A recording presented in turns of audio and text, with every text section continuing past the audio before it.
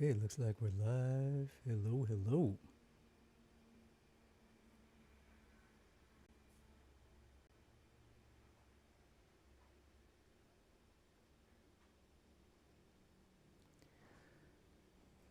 Okay, hello. Good morning, good evening, good afternoon.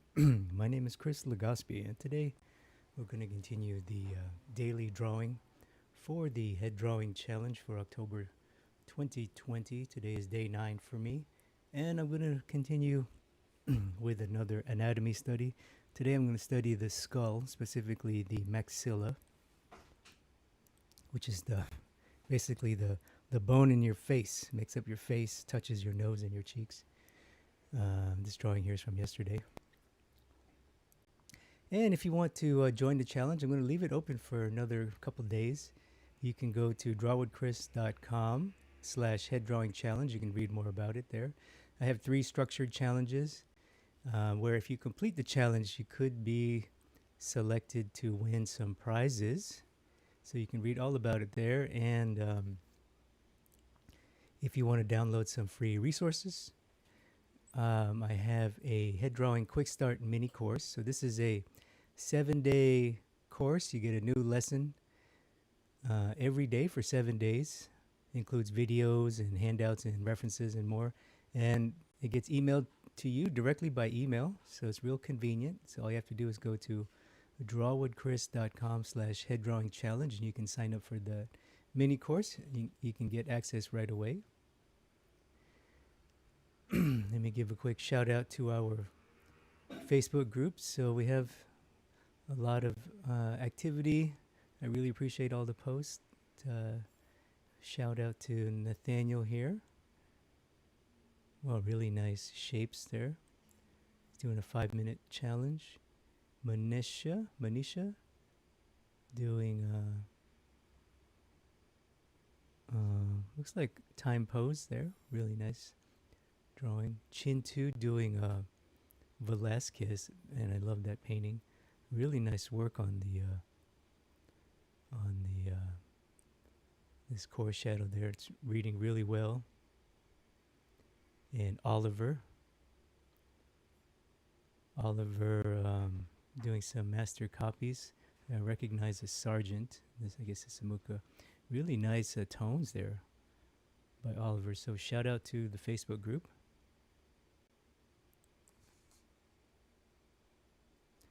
So let's get started here. So today,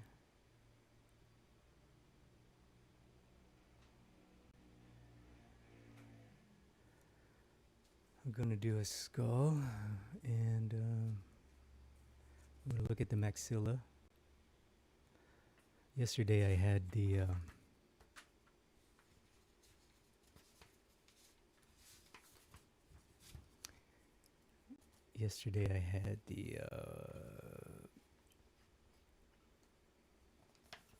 a 3D model opened, and the stream didn't like that, so I'm going to try to do without today.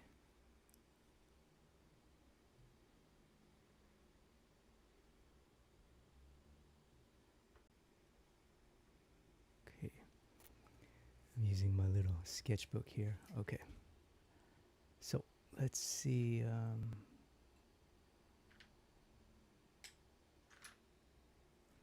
So what I'd like to do first is I think I'm gonna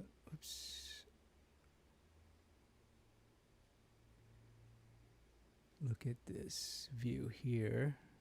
Yeah.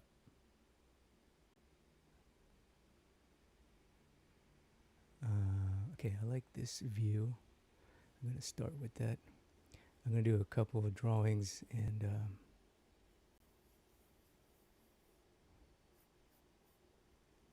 try to isolate the maxilla.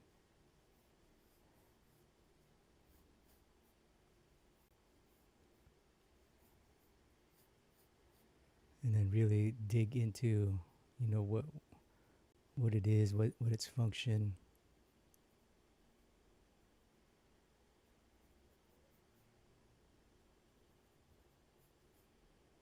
So treat it like a medical student.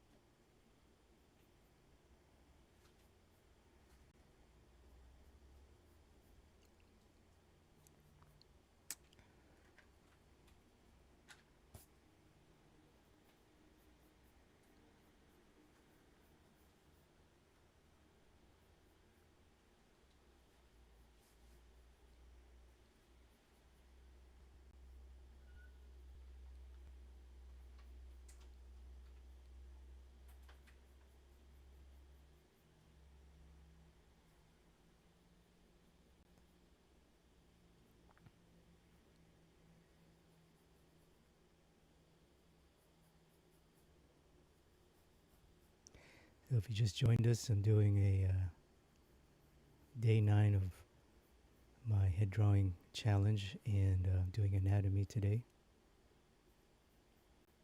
So why would you want to do anatomy study? Well, it's I always say it's for two types of people. One is teachers. So if you want to teach drawing, you have to kind of know it really well. And two, if you want to do any kind of illustration work on a professional level, you have to know it really well because you have to invent faces. So if you're doing any kind of realistic drawing on a professional level, you have to know it. You can't really draw well what you don't know.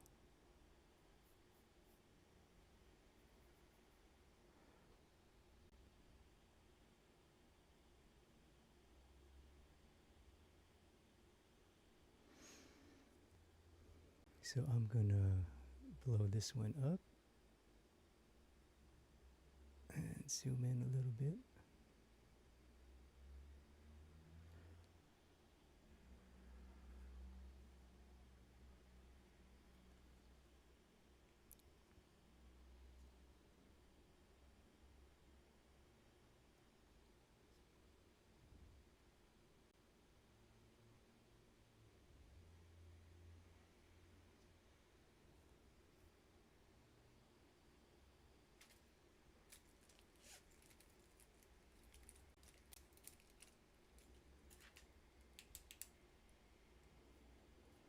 What I'd like to do is just get a base drawing down and then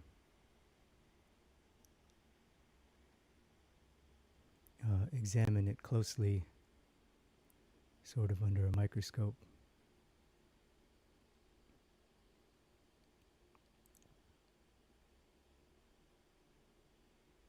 So if you're, more of a casual and you just drawing as a hobby, then I would you probably don't need anatomy that much. Or if maybe you're not into the realism, then you don't need anatomy that much. But once you start, you want to do professional work or commission work, or you want your work to be more realistic, naturalistic looking, then for sure you need to know anatomy at some level. And specifically for head drawing, it's almost understood that you have to draw the skull, because a lot of times when you're drawing even from reference, or if you're drawing from a model or from photography or reference, a lot of stuff's not clear. You'll get situations, you'll get poses, you'll get lighting that's not clear. So you kind of have to know, like, what's going on, so you can fill in the gaps in your observation with knowledge. So that's another benefit. Okay, so what's going on here? I think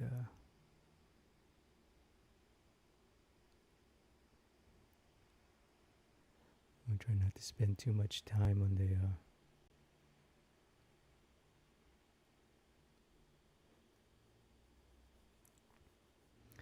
it's just so much fun.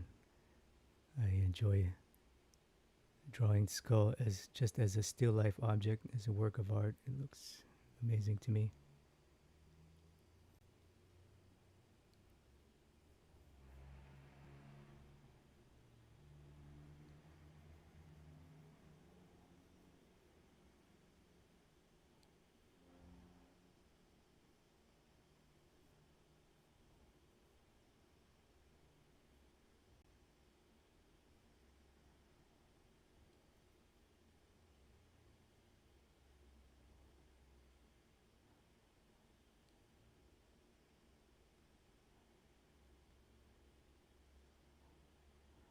Here's the line. So this line is the line of the maxilla. So that's really important. And there's a line at the nasal bone.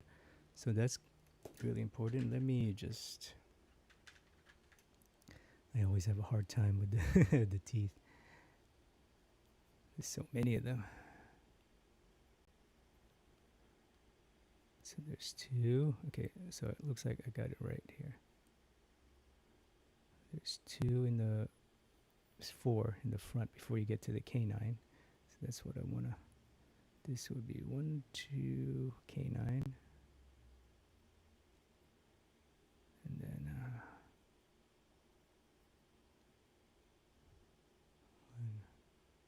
1, 2, there's 5 in the back. Okay, so sort of worked out. I'm not even going to worry about the bottom teeth. Because what I want is I just want to separate. I don't want to spend too much time on the teeth. I need to separate the maxilla as quickly as possible.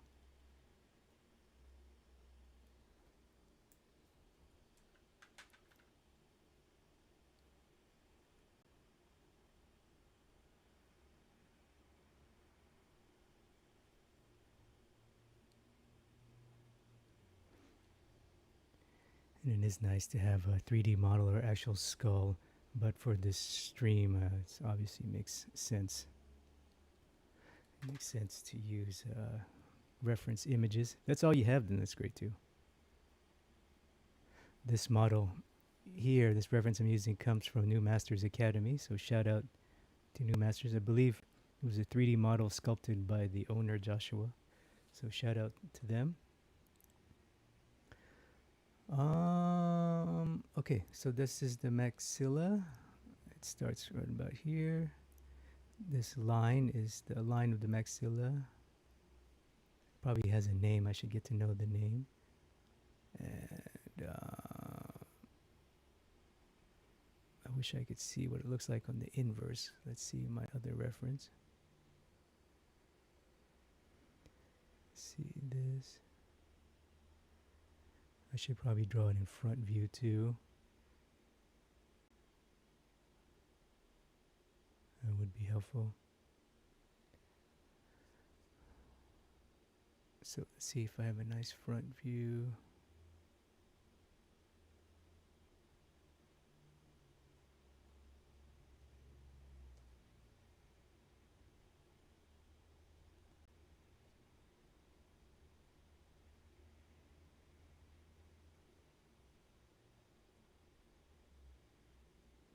So I'm going to draw a front view now.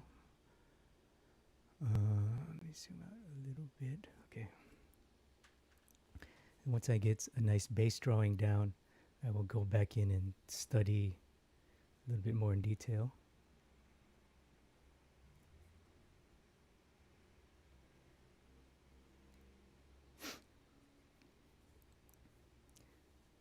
So if you just join me, I'm doing my anatomy study.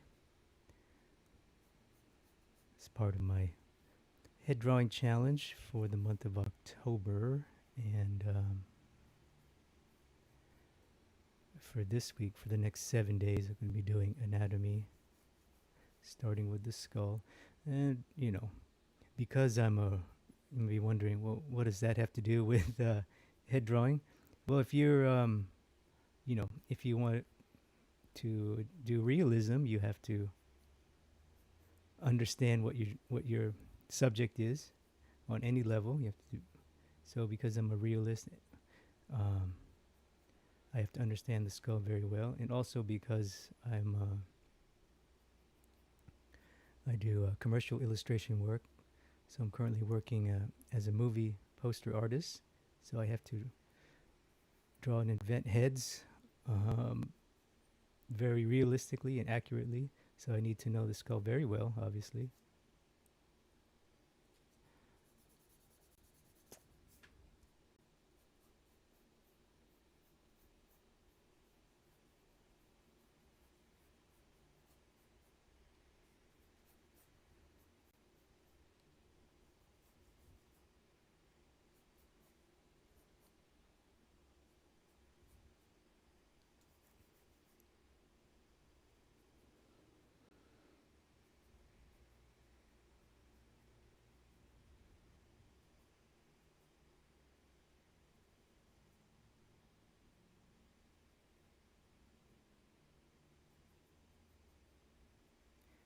So maybe if you're new and you're wondering, well, do I need to do that? I would say probably not. If you're just starting out, I would say no. If you're sort of at the maybe intermediate level, for sure, a lot of the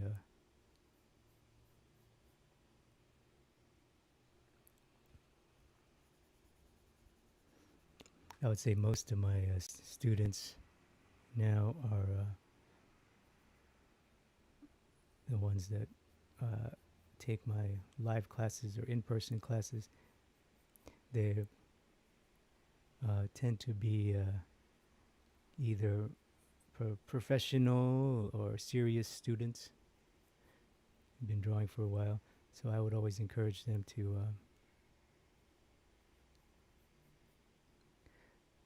start to study anatomy, of course.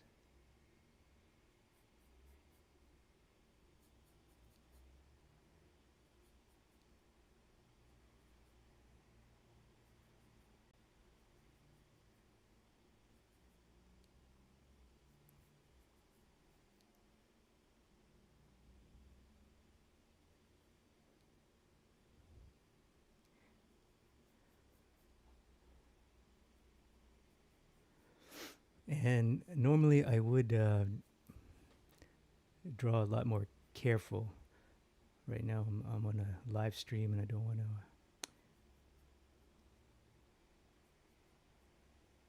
and I would have more resources.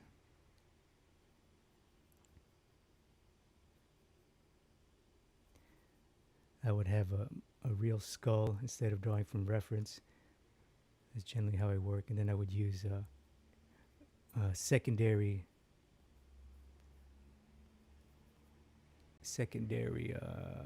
reference would be from photo. So fortunately, I have a real skull. So if you can have access to one, that would be ideal. Have access to any anatomical device would be not just the skull, but the skeleton would be great.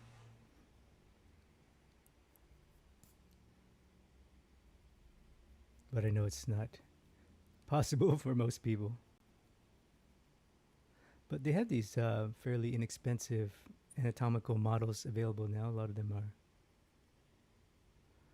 are fairly inexpensive, and also there's some nice 3D models now that are available, like the one I have here. This one is available for new Masters subscribers. Wonderful resource that they have there.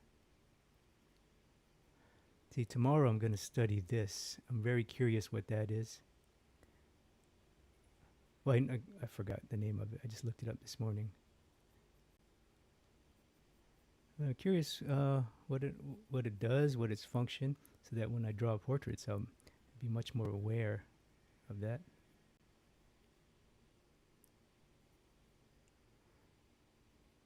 And I believe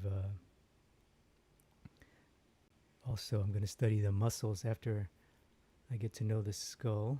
I study the muscles, and I'm going to know what this thing is right here in detail.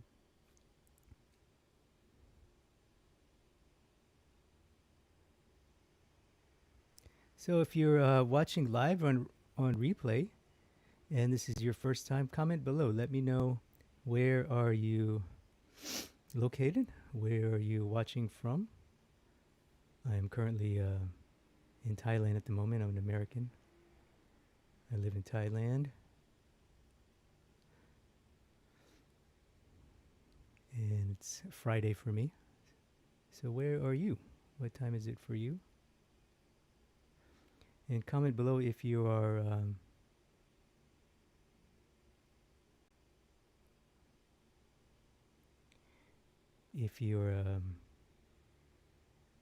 here for because you're taking the challenge. Maybe you started the head drawing challenge. Maybe you're what day is it for you? I know most people started on October 1st, but it's okay. You can still jump in here.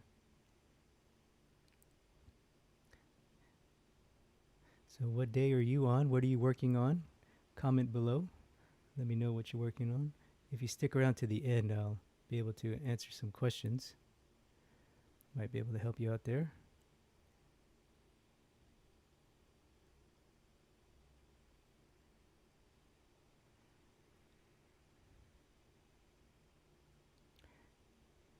Yeah, normally when I do these, when I do any type of drawing, really, I don't. I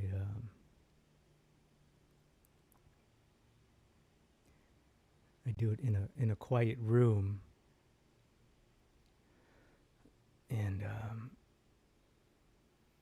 I'm not recording, obviously, so it just takes some bandwidth, mental bandwidth, to record.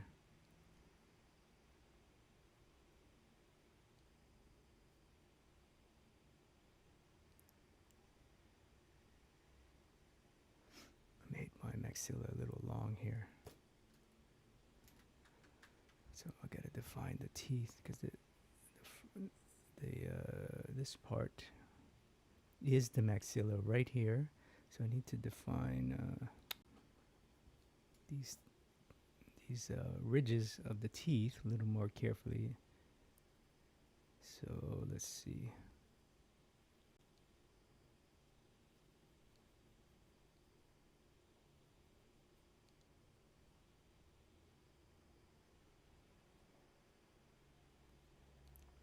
But yeah, maybe you have maybe you've taken one of my classes before or found me on New Masters.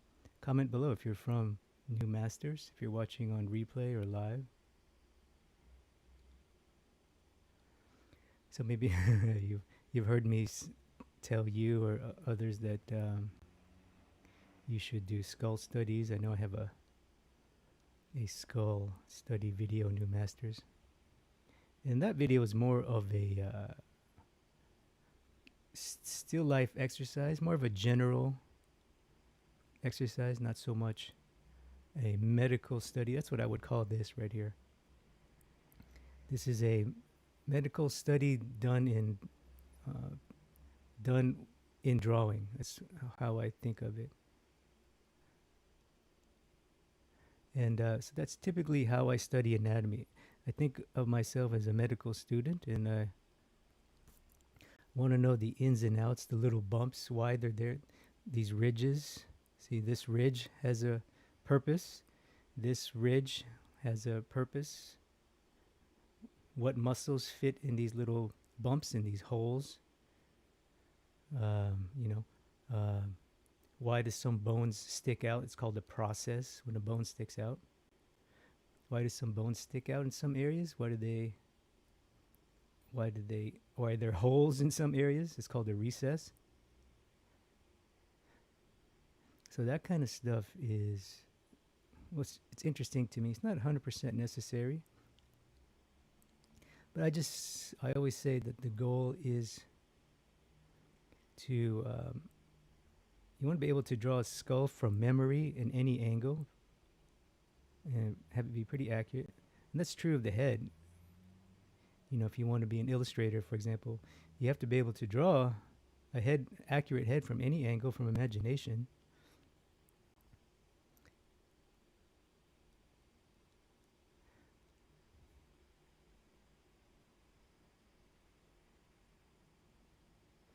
So in order for you to draw something, you have to understand it very well. So that's what we're doing here. Trying to get an understanding of this guy. It's K9. 1, 2, 3, 4, 5 is 5 behind K9s.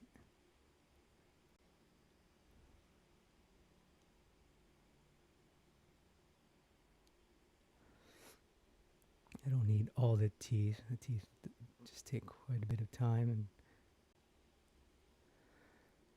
I just need enough to separate the maxilla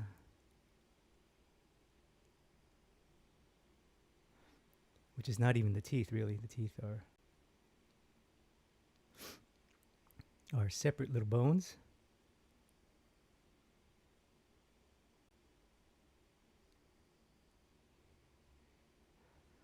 I don't want my drawing to look too ridiculous, though. I'm getting way too lost in these teeth. I need to.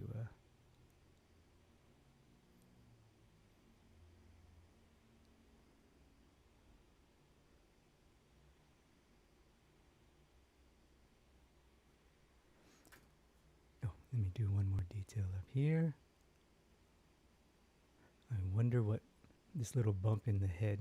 I'm gonna look at that tomorrow. I think it's called the frontal bone, your forehead bone, basically. I wonder what these bumps are. All right, so pretty happy with that. Let me just, I saw this today. I just want to quickly read this. It's called Osteology of Maxilla. I don't know what that means, but osteo means bone, so I guess bone science, osteology. It says, Introduction. Maxilla is the second largest bone of the face, the first being mandible. Did you know your skull has bones? Interesting, huh? They have fused bones, so scientifically, the skull is a series of fused bones, not one big bone. The two maxillae form the whole of the upper jaw. So you know you have two. You actually have two. You have two sides. So here's the two sides of the maxilla, and it's split down the middle. Did you know that? Isn't that fascinating? See, I can't see the split right now. I can't see it. It's interesting. It's not in this 3D model, but I wonder if on a real skull, is it really split down the middle? I guess it can be. I wonder if this is a surgical cut. Maybe, huh? Oh, okay, maybe it is. Here's another reference. So really fascinating.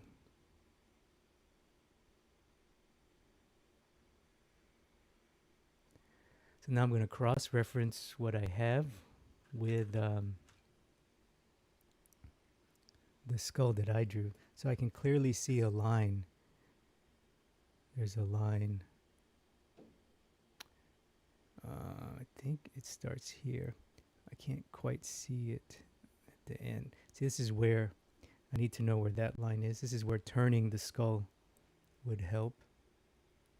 So right now I need to separate the maxilla from the zygomatic, the cheekbone. So zygomatic. On this side it's clear, the lighting is clear. On this side it's not. Let me see if I can find ideally I would have a 3D model that I can turn, or the skull I have, it's not clear either. Okay, see it right there? So this angle helps. See that line right there? That's the line I'm looking for. That's the line that separates. So now I have, it's called a suture. A suture is an area where two bones are fused together. So this is the suture of the maxilla and the whatchamadilly bone. My coffee's not strong enough today.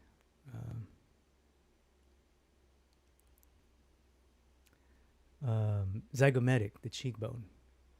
Okay, so this image helps a lot. So again, I'm using still images, but a 3D model is ideal. Okay, so now I feel pretty good about this. I could just go ahead and start adding some tone, but I think I'm going to end the stream here. I'll jump into some questions and then move on to, let me just quickly add some tone. So what's the goal? The goal is to have a goal. So whenever I draw anatomy, I have a goal. You know, I don't just randomly say, okay, today I'm going to draw anatomy. That doesn't mean anything. So you kind of have a goal.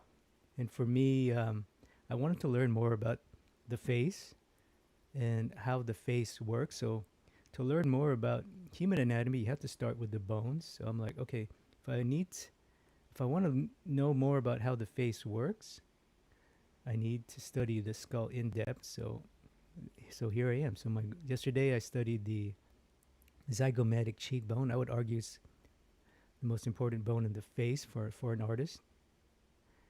And today's the maxilla. So I need to get to know it in and out, figure out what some of these little bumps are and things like that.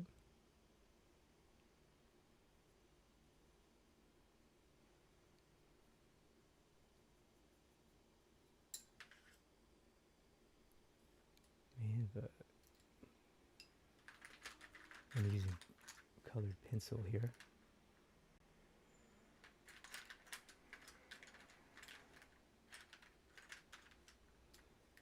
I had a blue colored pencil somewhere. Okay, never mind.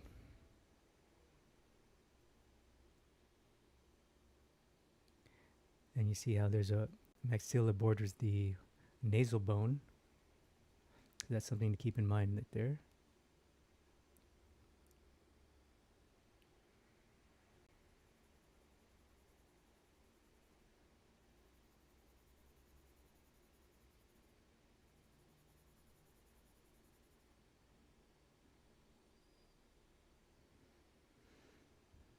So I want to make sure that I carefully analyze the forms. That's what I'm going to do before I cut the stream off.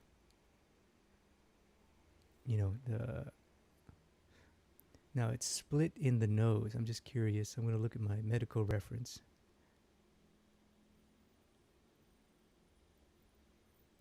Curious about how it works in the nose. So it looks like it ends right about here. It doesn't go all the way into the nose. Yeah. So I wonder if this is part of the nasal bone. See that little spike in there? That little spike in there. So I guess that's part of the nasal bone. So that I didn't know. I would assume that's part of the maxilla, but so there you go. Learn something new. Now, how deep does it go into the eyes? Let's take a look at my medical reference. So can't quite see it in that angle.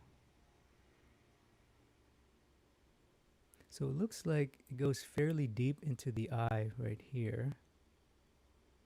Into the socket, excuse me. So that means on mine I can't really see it. So yeah. So on this upper drawing, the maxilla is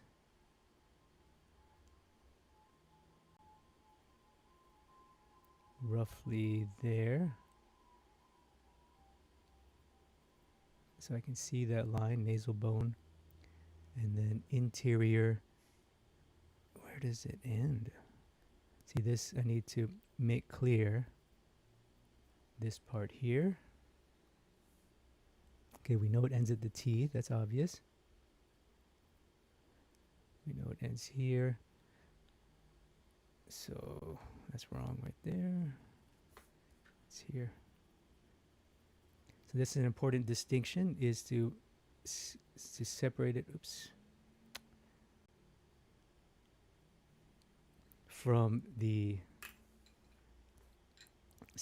from correctly draw the suture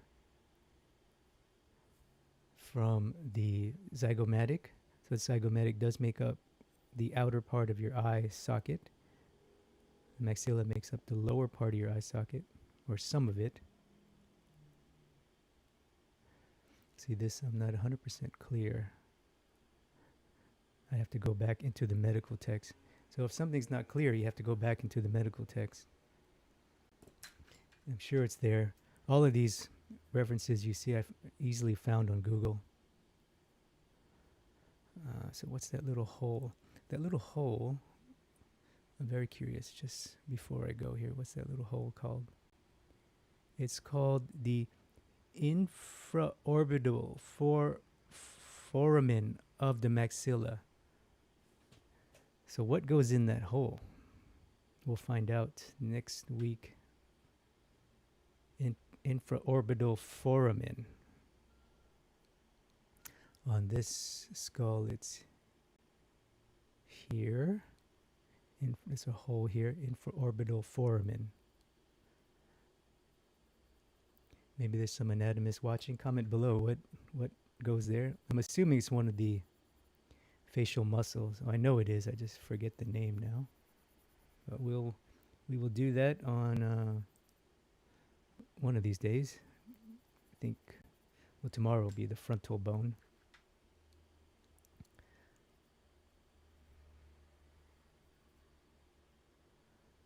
But yeah, hope this gives you an idea of how I study anatomy, and I think if you are, serious student, you definitely need this. This needs to be part of your process, and you'll see it will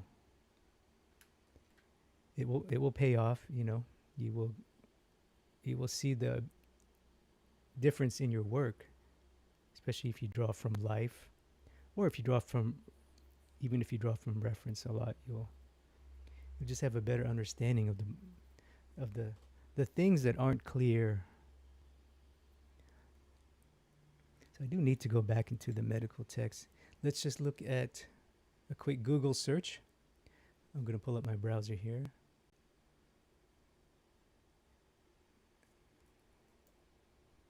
Infraorbital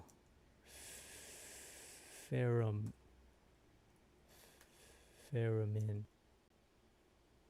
of maxilla. Let's see what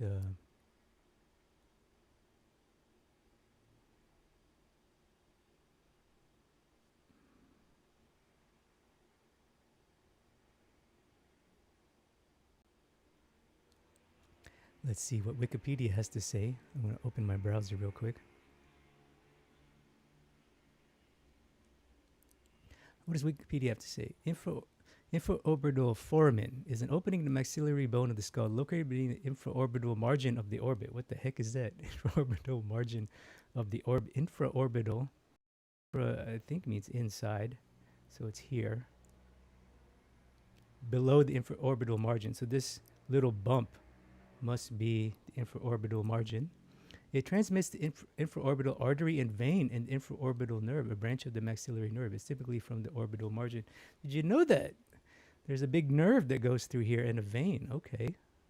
Okay. That's interesting. Let me see if there's more pictures. But anyway, this is what I do. This little bump, right? If you draw skulls, you see it all the time. Oh, very interesting. Okay, so infraorbital foramen. Articulation of the nasal lacrima. Exterior end of the infraorbital canal. Infraorbital canal. Infraorbital foramen. The ramifications branches of the it's a nerve. So I don't think a muscle attaches there. I think it's just a place for a nerve to come in and out. So I was wrong. Let's see what Google Images have to say.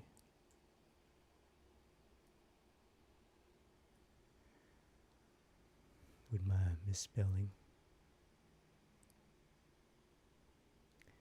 It might be an image that has a muscle attachment.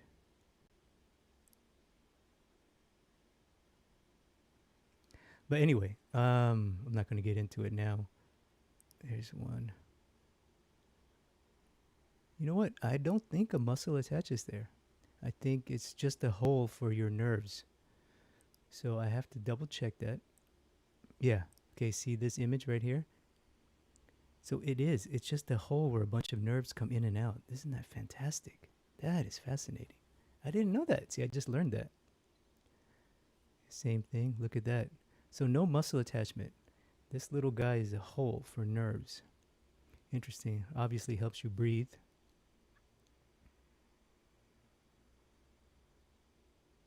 Here's a nice diagram. So again, no muscle attachment. Looks like all the muscles attached to the ridge of the orbital ridge. It's this guy. Part of that is in the zygomatic. You see that? So according to this, medical sculpture, medical thingy. I'm sure it's pretty accurate medical wise.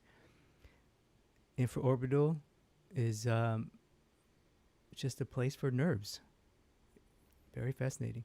So it looks like the ridge is where the muscle attachments happen, and then the I forgot what these are called, facial muscles. But anyway, let's cut out from here. I'm just going to continue to on my own without the stream. It's much easier. So thank you for joining me. I'm going to jump in for some questions real quick. I really appreciate you. Let's see the questions here. Looks like the stream is healthy today. Thank you. Test, hello. Nastasha, hello. Mr. Chin says, during this time every day, I meditate for an hour. I shall be missing live streams every day. Fantastic. Me too. I wake up early. I'm Indian watching from India. Oh, welcome. Test from India, hello. I have found your videos very helpful. Thank you. Thank you, Nastasia. Why are pages rectangular? I don't know. It's a good question. I don't know what you mean by pages. Doug from Dixon, California. Hello, welcome, Doug. Elmer says, hello, Chris. Important to have knowledge about anatomy to work in animation. It depends on the animation. I'd probably say not really. Not really. Animators do need to know the rib cage and the pelvis. That's for sure. Skull, I'm not sure. Would you recommend some anatomy book? Yeah.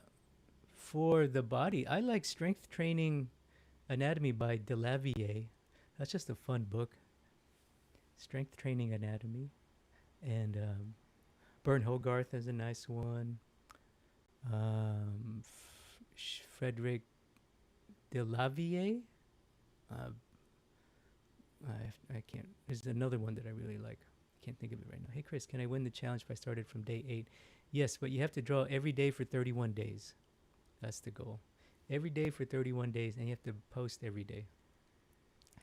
So thank you for the questions. I really appreciate you guys.